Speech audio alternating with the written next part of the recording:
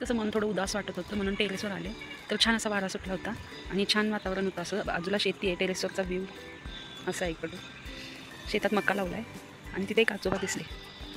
ते इतकं वय असूनही ती शेतात अगदी मन लावून काम करत होते. मी किती उशीर त्यांच्याकडे बघतच राहिले. त्याच्यानंतर विचार केला किती ही मरगळ आणि निगेटिव्हिटी मनात धरून बसणार आहे. म्हणून मी ठरवलं आता सगळं झटकून टाकायचं आणि थोडाफार पसारा आवरून घ्यायचा.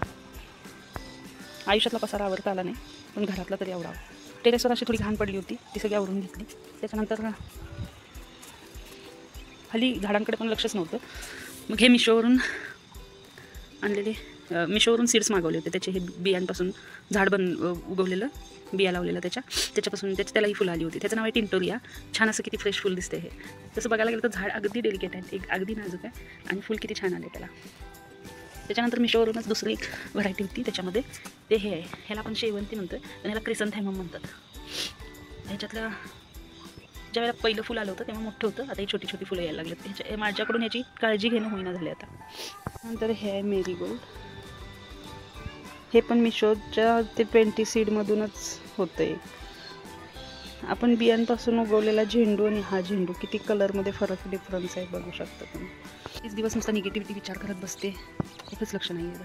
हे पिंक हिबिस्कस आणि हे पिंक बटन रोजेस. खूप सारे रोजेस लागलेत, पण आता ह्याला थोडं कटिंग करायला लागणार आहे. रोजेस म्हणजे ते गुलाब जे आहेत ते सुकलेत आता, तर ते गळून पडतील ना. मग थोडं कटिंग केलं तर त्याला परत जोमाने वाढ होते, त्याची कळ्या लागतात, फुलं येतात. ह्याचंही तसंच आहे. हे पण मेरीगोल्डची आणि एक दुसरी व्हरायटी झेंडूची. ह्याच्यावर काहीतरी रोग पडल्यासारखं झाले. तुम्ही बघा इथं कळ्या लागले, त्याला पण लक्ष नसल्यामुळे माझं दुर्लक्ष झालं आहे ना. हे आहे पिटोनिया. हा ह्याला व्हाईट नाही आहे, हे पर्पल कलर असा आहे, पण ही फुलं आता पूर्ण मॅच्युअर झाल्यामुळे व्हाईट दिसते. हा अरेबिक मोगरा आहे. ह्याला आता फुलं लागलेली नाही आहेत, ह्याचं पण थोडं कटिंग करावं लागणार आहे. हे थोडंसं पिंचिंग केलं नाही तर पुढं की छान फुटते आणि फुलं पण येतात त्याला. हे कटिंगपासून व्हाईट कलरचं जास्वंद हिबिस्कस ग्रो केलेलं, त्याला छान अशी फुटते. टेरेसवरून खाली आले तर किचनवर सगळा पसारा करून ठेवला होता. मला किचन ओटा साफ करून घ्यायचा होता. शिवांश शाळेहून आल्यावर त्याची सगळी टिफिन, त्यानं जेवलेलं भांडी सगळी अशीच पडली होती. कधी कधी काय होतं ना, आपण नुसता विचार करतो आणि विचार करून काही उपयोग नसतो. लोक जे बोलणार आहेत, जे करणार आहेत ते करून जातात आणि आपण त्या गोष्टीचा फक्त विचार करत असतो. शिवांशला हे पॉपकॉर्न आणले होते, 3 मिनिट पॉपकॉर्न. ते पॉपकॉर्न करून देते. जे जशी कर्म करतील स्वामी त्यांचं फळ त्यांना तसंच देत राहतील. आपण सगळ्यांविषयी चांगले विचार करायचे. पॉपकॉर्न बनवूया आपण.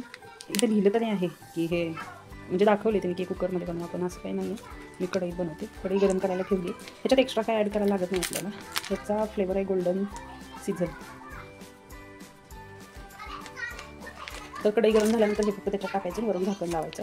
तर करू आपण पॉपकॉर्न.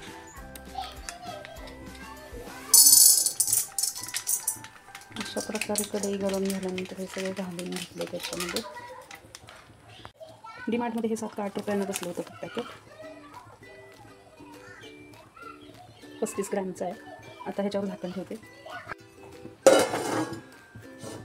अशा पद्धतीनं घट्ट झाकण लावायचं. गॅस सिमवर ठेवायचा. पॉपकॉर्न 3 मिनटात रेडी होतात.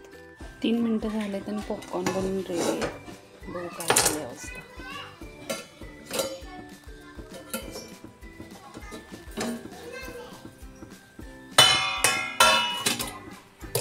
छान असं मस्त वास सुटला आहे आणि सगळेच्या सगळे पॉपकॉर्न तयार आहेत.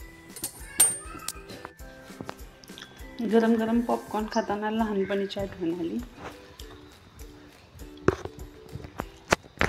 आत्ता हे अवघडल्यासारखं पॉपकॉर्न वगैरे. लहान असताना याला लाह्या म्हणायचे आणि मक्याच्या किंवा जुंधळ्याच्या लाह्या आई आजी बनवून द्यायचे खायला. शिवांश पॉपकॉर्न खायला ये. या आपण सगळे पॉपकॉर्न खाऊन घेऊ. तर आम्ही घेतो पॉपकॉर्न खाऊन. व्हिडिओ आवडला असल्यास चॅनलला लाईक, शेअर आणि सबस्क्राईब नक्की करा. तुम्ही पण या पॉपकॉर्न खायला.